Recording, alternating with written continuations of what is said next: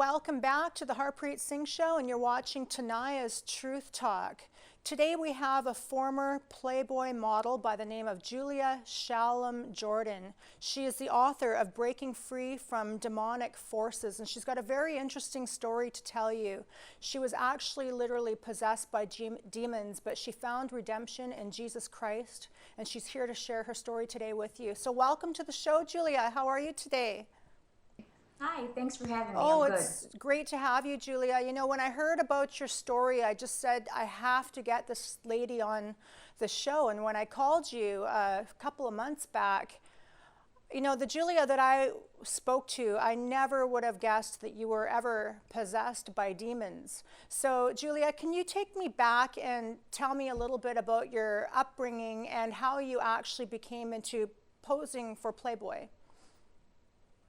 Well, gosh, I grew up in a conservative background, so I had a church background, and I guess I had a rebellious streak in me. I asked a lot of questions in church, and it just seemed like instead of getting answers, I got opposition.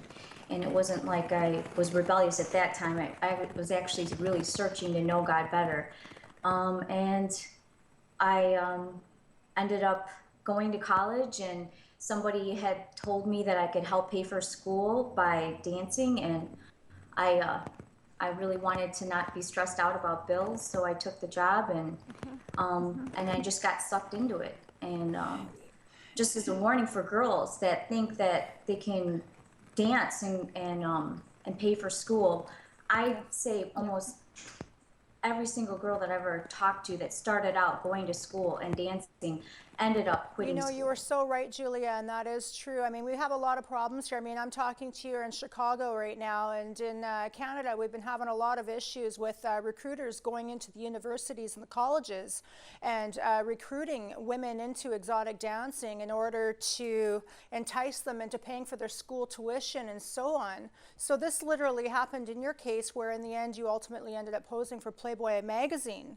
How did dancing affect your life, Julia? I think that the point with that really bothers me to hear that they're recruiting girls, because basically these girls are giving up a lifetime of an education. Once you quit school, it's so hard to go back. Everybody knows that. Yes. And they're investing in something that's not going to go anywhere. Well, you know, and the majority shows too that a lot of these women get into the exotic dancing and so on because it's with the intention of paying for their school. But once they see the kind of money that they make as exotic dancers, my status quo from what I've seen over the years is maybe after 3 months they quit school and they go into full-time exotic dancing, which ultimately leads to drug addiction and in many cases death. So was that the case in your situation with drug addiction or anything of the sort?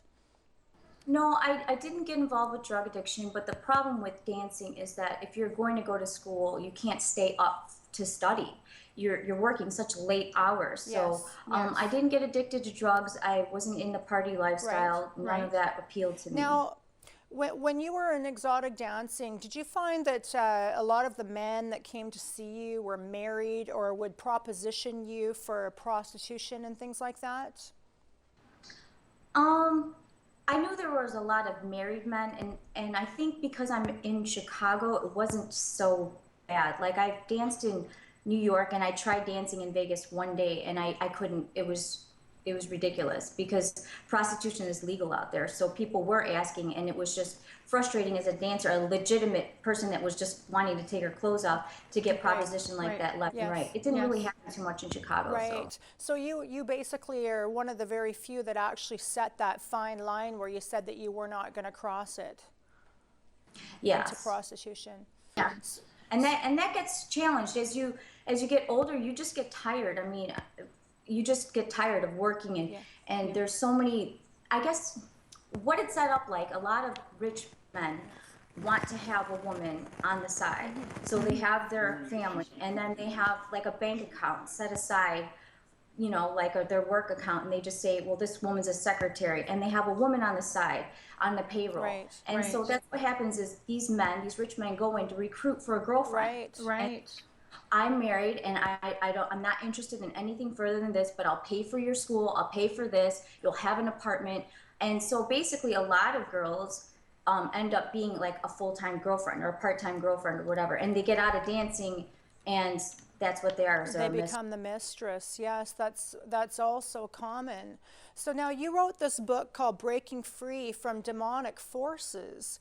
Now, I know, like, from my experience with a lot of women that I rescue from prostitution, they definitely are demonically possessed because of the transferring of spirits. When the two become one, you become one with the John, there's a transfer of spirits, and a lot of these girls become possessed.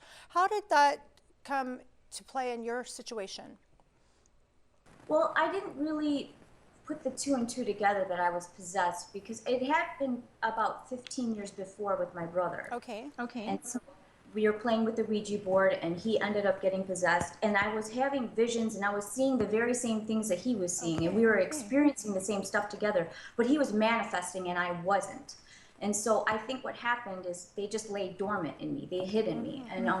And the more I danced, the more rebellious that I became. I gave them a right spiritually to be there.